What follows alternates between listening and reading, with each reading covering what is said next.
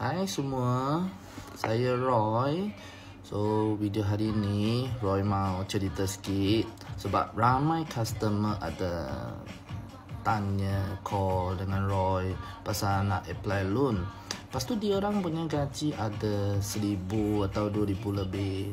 Dia nak apply loan dalam 10,000, 15,000, 20,000. Tapi Roy kata tak lepas. Customer dia orang pun pergi cuba tempat lain lah. Lepas tu ada tempat yang bagi tahu customer loan boleh lulus 15,000 ke 20,000. Lepas tu dia punya bayaran pun mungkin setiap bulan bayar 300 lebih, 500 lebih.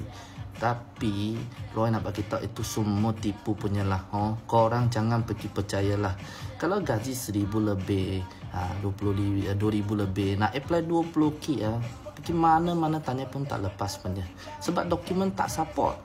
Kalau dokumen support, Roy dah tolong apply. Betul tak? Tak payah pergi cuba tempat lain bagi scammer tipu duit tu. Scammer tu confirm dia akan bagi tahu lah loan boleh lulus. Lepas tu dia minta you beri dokumen semua. Dan itu dokumen, itu scammer dia akan tunjuk lah dia punya lesson lah, location mana-mana, office mana-mana lah. Macam betul punya, macam syarikat ni ada. Lepas you submit dokumen apa semua, dia akan minta dengan you deposit, minta dengan you apa-apa testing payment ke apa. Tu tipu punya lah. Jangan percayalah semua. Kalau nak tahu berapa loan boleh lulus, dokumen support ke tidak, boleh PM Roy atau WhatsApp kami untuk dapat tahu. Ya.